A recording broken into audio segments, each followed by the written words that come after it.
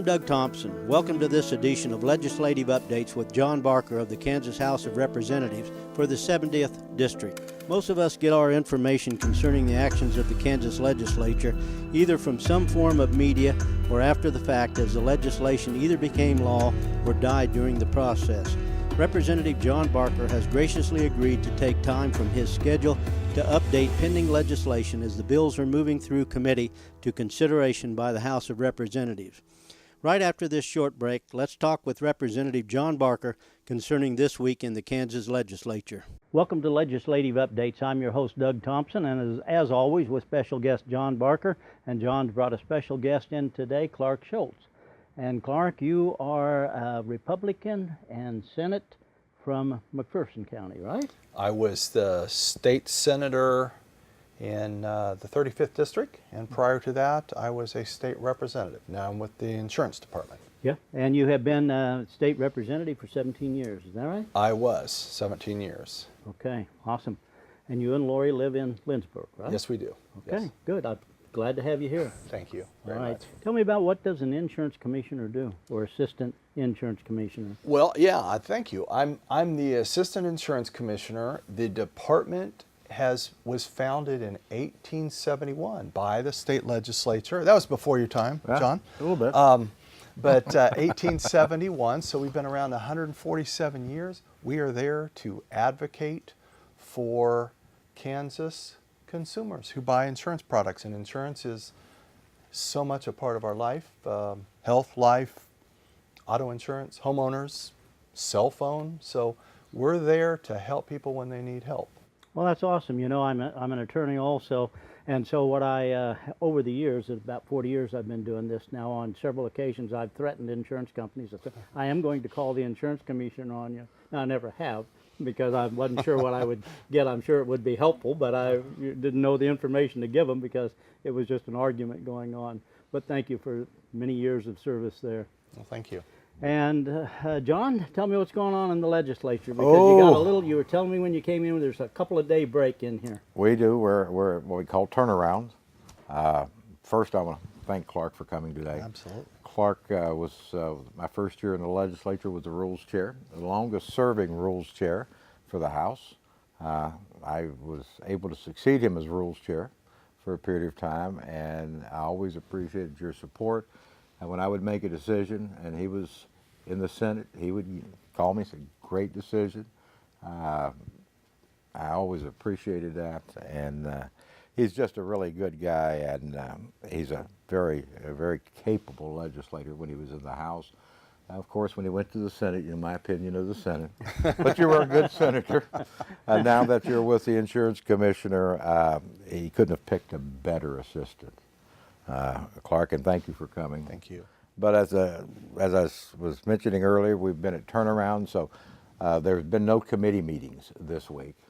We were on the floor all day Tuesday, Wednesday, and last night we ended up about 8 o'clock. When we're on the floor, we're debating bills that have been passed out of committee, all the different committees, because if they're not passed out by the House and they're not blessed, and we went through that before, Doug, they're dead. So we've taken about 14 bills on Tuesday. I had about an 18, I think, on Wednesday, and then yesterday we had 21 bills that we were actually, we would carry, or members would carry, explain the bills, debate the bills. People would bring amendments to the bills, and either they would be successful or they would fail.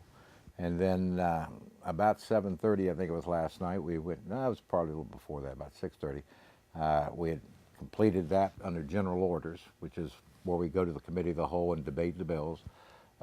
We came out of the Committee of the Whole, became the House of Representatives again, and emergency order was declared, and we went to immediate final action.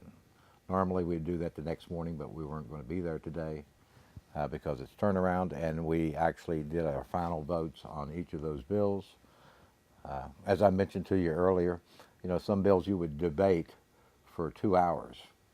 And when we came to final action, most of the bills that we passed last night passed 117 to 0, which is not uncommon. You know, everyone has a say on a bill, but when it comes to final action, it's whether or not they think it's a good bill. One of the good bills I thought we passed out, it came out of my Health and Human Services Committee, was telemedicine, and it allows doctors to, like they're in Topeka, if you're in Oberlin, Kansas, they can bring you up on a screen with your doctor, and he may be a specialist like a cardiologist, and then he can assist your local doctor, and it's all done through the internet. Huh. Well, that saved time, certainly. It does, and you know, there's advantages. It keeps people from driving 4 or 5 hours to have a 15-minute session with their cardiologist or neurologist, some specialist. Nurses can use it also. So it's a new thing, you know. The days of going to seeing your family physician is still there, but Right. the specialist, you may be able to do that through telemedicine. Okay. Now, John, when you talk about the turnarounds with the bill, so I know we were talking before we came on the show, and I heard you and Clark talking about it. And in that setting, is that when the bills go from the House over to the Senate, and then the Senate bills come to the House, and those are reviews of each other's bills, or how does that work? Well, you know, a bill must pass both bodies. So we take off 3 or 4 days here, and all the bills that we passed in the last 3 or 4 days, along with the other bills that we passed prior to the session, gets transferred over to the Senate. The Senate will then take those bills. The President of the Senate will refer them out to different committees. They will have hearings just like if there was a new bill. The Senate bills that come to the House will get referred out to committees, and then if I get, and I think I will be getting several Senate bills, and then I will conduct hearings. And then, of course, if we work the bill, we may amend that bill. And if we amend it in any way, we then send it back to the Senate, and they will either concur with our amendments or non-concur. And if they non-concur, then a conference committee is appointed, which is the chairman, the vice chairman, and ranking member of those 2 committees. For example, the Fed and State in the Senate, and the Fed and State in the House. And then we meet publicly in a meeting room. Public is present, and we actually debate the bill and decide whether each side would compromise. And then if we agree to a compromise, we do a conference committee report. And then if it's a House bill, then I take it to the House first, must pass. And then if it's a Senate bill, the Senate would take it. But it must pass both bodies. The advantage to conference committees are they are not amendable. They are an up and down vote. They can be debated, but they can't be amended. Okay. All right, we're going to cut away and take a break. You're watching Legislative Updates. Be right back after this break. Welcome back to Legislative Updates. I'm your host, Doug Thompson, with special guest, of course, John Barker, as we do almost every week, and special guest Clark Shultz. And Clark, at the Insurance Commissioner's Office, tell me, give the viewer an idea, what does the Insurance Commissioner's Office do? How does that affect the viewer, and if they have questions or issues pertaining to health or maybe automobile insurance? Sure. Well, we have about 130 employees in the department, and all of them, in one way or another, relate back to taking care of Kansas insurance consumers. Now, we have a consumer division that's headed up by Leanne Crow, who's been with us for 7 years, and she just does a fantastic job. Last year, they took 18,000 calls on insurance type problems.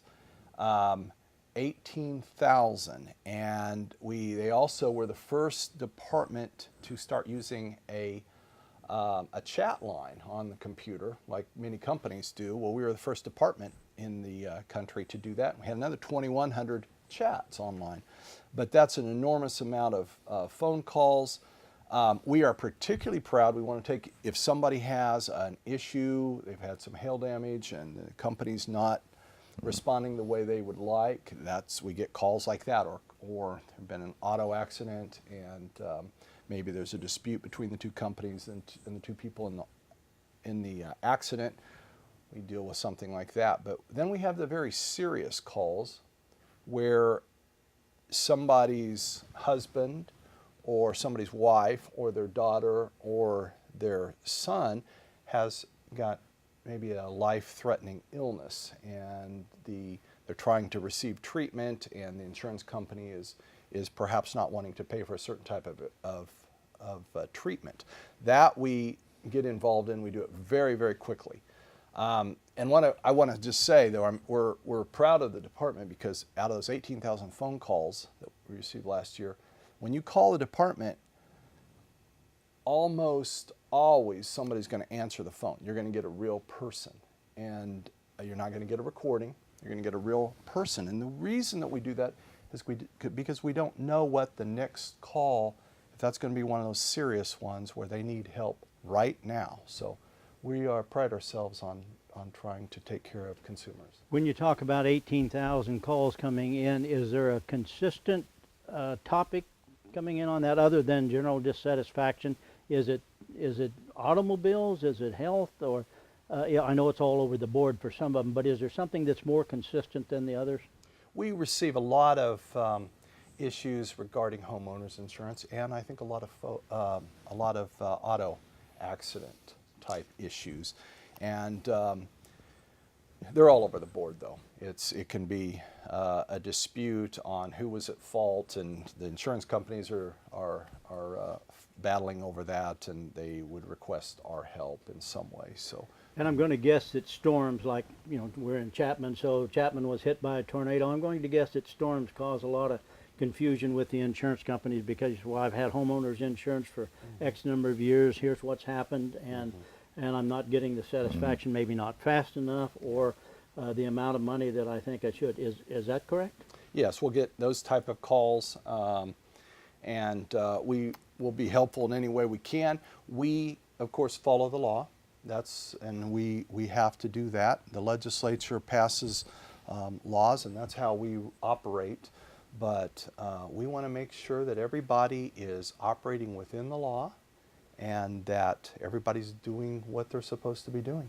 And I'm going to guess, this is just a guess, but if I'm part of an insurance company and I get a call from the insurance commissioner's office and they want to talk to me about something, you probably have their attention. True? Well, generally, yes. They're fairly responsive. And the maximum, of course, I'm guessing the maximum, but this would be something that the worst case scenario for the insurance company is what? Well, we sometimes take away the ability to sell a product in the state. We have the authority to do investigations. We do financial surveillance, audits, and I was an auditor outside of the department for about 10 years, so I know what the auditing process is like. But you work with a company, and if there are things that are happening that aren't right, we have the authority to assess fines. And generally, if there's something that's not working, the insurance company isn't doing what you consider to be a proper procedure. Usually, I'm again guessing, usually it's a situation is you explain it to them, here's the problem, and they're more than willing to fix it and take care of it. Yes, and most companies want to do what they're supposed to do, and they are very responsive to the Department of Insurance, and for that we're grateful. We like when they do what they're supposed to do. We like when we see if there's been some sort of a natural disaster. We're noticing that companies, they are getting out to the location, they're setting up their facilities and ready to help consumers by writing checks for damages and so forth. Okay. All right, we're going to cut away, take a break. You're watching Legislative Updates. Welcome to Legislative Updates. I'm your host, Doug Thompson, with special guest John Barker and Clark Shultz. And Clark is with the Insurance Commissioner's Office out of McPherson, and you've been with them for what did I hear you say earlier? 10 years before you moved into be the assistant? Well, no, I've actually only been with the department for 3 years. I was an auditor, an insurance auditor, and I've been a title insurance agent for 19 and all. But for the last 3 years, I've been with the department, and I'm the assistant insurance commissioner. Okay. And then, of course, the years as an auditor relate to that same Absolutely. Same information and same companies that you're dealing with, I take it. Absolutely. And then in addition to that, you're teaching at Washburn. Yes, I teach the insurance class at Washburn University, and so twice a week for an hour and 15 minutes, I have to make insurance sound fairly interesting to college students. Yeah. Well, I bet you're able to do so. So what's the future hold for you in the insurance commissioner's office? Well, I'm very proud of the department, first of all, and I just want to say, and I appreciate being invited to be here today. You know, I was talking about consumer calls. We got an award from NerdWallet because they did sort of a secret shopper where they called all 50 plus the District of Columbia, the 51 insurance offices, and had a whole bunch of criteria. But on the one thing, they asked an insurance question that was complicated enough to where they would need to be called back. And so Kansas department was #1. We got them called back within 7 minutes to give them their answer. I'm very proud of that. Yeah. The current insurance commissioner is running for governor, and so that has given me an opportunity to run for insurance commissioner. So that's what I will be doing for the next few months. Well, good luck with it. Thank You're you, certainly sir. bringing a wealth of experience into that position, so that would seem logical. Thank you. Very good. All right, John, I see this week too, I saw your picture in the paper from the Eisenhower Center, and that was awesome, because to have a presidential library right here in Abilene. next town over in Abilene, that's Yeah. just awesome, especially Eisenhower. And I saw you there. Fill us in on it. Well, yeah, as I think I mentioned a couple of weeks ago, I was privileged to carry the bill. It came through my committee in Federal and State Affairs. We passed it out in one day on a Tuesday. I ran it on the floor on Thursday and carried it, and it passed unanimously. The governor had indicated in his inaugural speech he wanted to be the first bill that he signed. So he called me last week and asked, we were setting it up to go sign it in Abilene. The Eisenhower Library worked with us on that, and they had it set up, and so the governor and I drove down in his car. And he doesn't drive, no, his security drove us. We arrived at the Eisenhower Library about 11:15. We went in and had a ceremonial signing, had about 50, 60 people present. I think we're going to have a couple of photographs in this somewhere. Sure. We can put those, but it was a good time for Abilene. It's always nice to highlight Abilene and the Eisenhower Library, and so I was privileged to come with him. And then we stopped at Ike's place there on 14th Street. Right. And we had lunch. Good food. Good food. He enjoyed that, and we were back because I had to go back on the floor of the House on Wednesday, and so I missed a vote on a couple of bills, but they weren't really important bills. But it was more important to me to come to Abilene and bring the governor with me. Sure, and of course Abilene, Dickinson County, the whole county is your county too. That's true. That's true. The whole county is my county. Part of Marion County is my county, and one township in Clay County. But it was a privilege, and the governor had made the statement it was going to be the first bill, and this is the first bill he signed. Yeah, that's awesome. And Clark, I always get to tell this story. You haven't heard it before, but the viewers that watch it regularly or have heard it. And for Eisenhower, when I was in a little kid in grade school, probably 4th, 5th grade, going to Grandview Plaza over by Junction, we got to go over when Eisenhower dedicated the library. And so I was from me to Glendo that's operating the camera that close to him. He always did a good job of making sure that the kids could be front row seats rather than covered behind. And then later when I was finished my basic in AIT and was back from military, I was in college and I got to be in his honor guard. And so it was tremendous, because what a guy. And I saw you had the great grandson. Yes, Eisenhower. Merle Atwater, or really Merle Eisenhower Atwater. Has been very involved in this, and we're working on a couple of legislative matters for funding for the Eisenhower Foundation. But yeah, he was down, and we're very close. In fact, he went with the lunch with us. But he's very active in the people-to-people movement that Eisenhower started. Of course, Eisenhower also started the NASA, and he started the interstate highway system. He's ranked number 5 from all presidents. He's number 5 now. He's moved up over the years, and Last balanced budget. last balanced budget.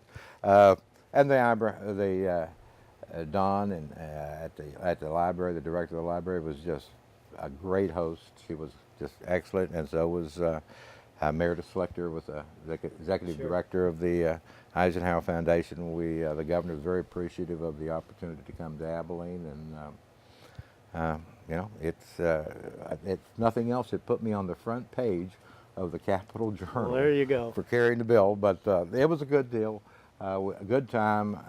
We had a lot of people, and so it's just nice to highlight Abilene and the Eisenhower. It's a feel-good story. It is. And while I'm thinking about it, we're going to cut away for break, but on the screen right now, you're going to see the contact information for John Barker. You will also see the contact information for Clark Shultz. If you have questions about anything that they have said or any further information, contact them. We're going to cut away, take a break. You're watching Legislative Updates. Welcome back to our last session of Legislative Updates for this show only. You'll be able to catch us next week. Matter of fact, as we talk about next week, John, I know you and I were talking off screen about the fact that want to find out some more information about school finance, because right. For most people, that's way up there on It the is. radar screen. And who are you going to bring out for special guests next Well, time? the school finance report that we've ordered, the legislature's paid for, comes out on the 15th of March. So that will be after that report. They came out with a preliminary report today, just showing the format of what they're going to be using. 15th of March will be the official report. The governor, when he came out with me, I talked to him about coming on the show, and he wants to come out and do this show. Hopefully within the next couple of weeks, we will have him as a guest. That time we may talk about school finance or any other issue that you want to bring. There's always a lot of issues. Yeah. And looking forward to it, John. Thank Yeah. you so much for All right. being Clark. Clark, thank you so much for being here. Thank you very Thank much. you. McPherson's blessed. Thanks, Mike. Thanks for watching Legislative Updates. See you next time.